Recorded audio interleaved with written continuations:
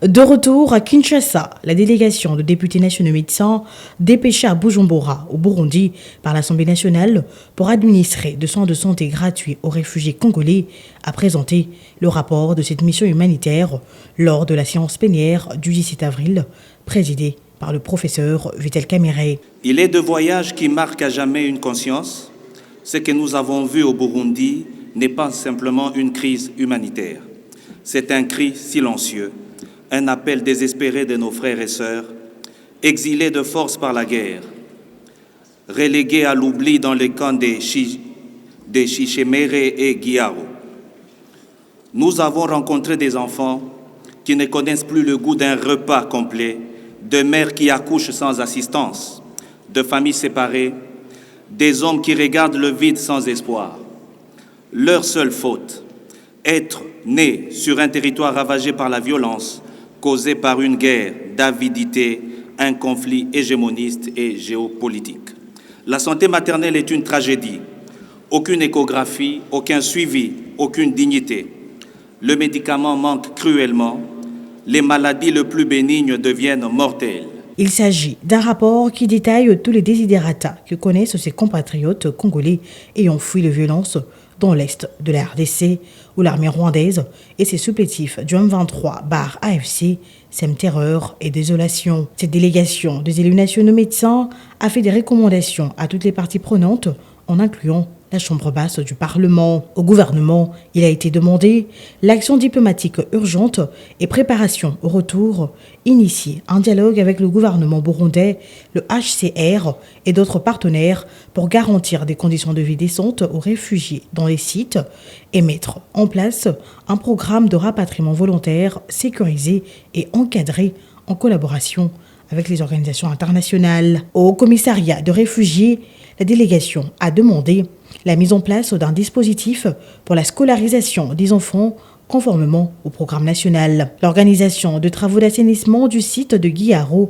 exposé aux inondations dues aux pluies diluviennes ou aménager un nouveau site à une distance raisonnable de Bujumbura. À l'Assemblée nationale congolaise, un plaidoyer parlementaire, inscrire la question de réfugiés congolais à l'agenda prioritaire de l'Assemblée nationale avec des séances plénières spécifiques sur les sujets. La création d'un fonds pour réfugiés allouant un budget national dédié à l'assistance aux Congolais vivant en exil, spécialement les réfugiés.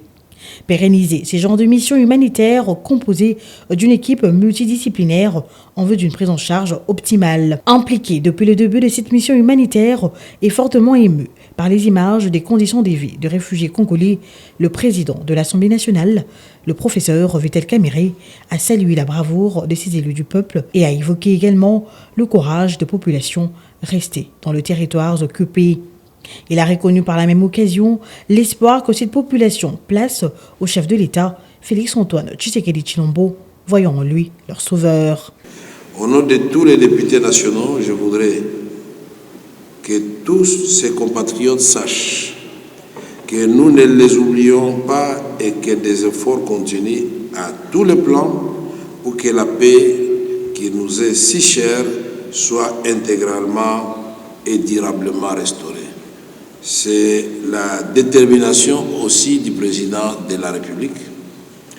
Et c'est dans ce cadre, d'ailleurs, que je voudrais saluer le patriotisme et la bravoure des honorables députés qui reviennent fraîchement de leur mission humanitaire au Burundi où ils sont allés assister bénévolement nos compatriotes déplacés. Une autre matière abordée lors de cette séance plénière était la présentation par la rapporteure adjointe du bureau de l'Assemblée nationale, Princesse Dominique Munongo, du rapport de la résolution de la commission spéciale et temporaire portant création d'une commission d'enquête sur la proposition de la Cour des comptes au sujet du recrutement, mise à la retraite et promotion des agents de cette Cour. La commission d'enquête parlementaire est chargée de recueillir les éléments d'information les plus complets susceptibles de lui permettre de proposer, en parfaite connaissance de cause, à l'Assemblée plénière, le projet d'avis de l'Assemblée nationale sur les propositions de recrutement, de mise à la retraite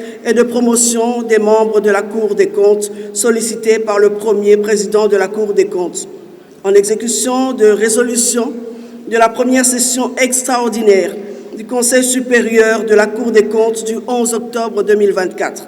Après débat et délibération, la plénière a adopté cette résolution. S'agissant du projet de loi portant autorisation de la prorogation de l'état de siège sur une partie du territoire, première matière abordée lors de cette séance plénière, sur le 343 députés nationaux, 304 ont voté oui, 34 contre et 5 abstentions.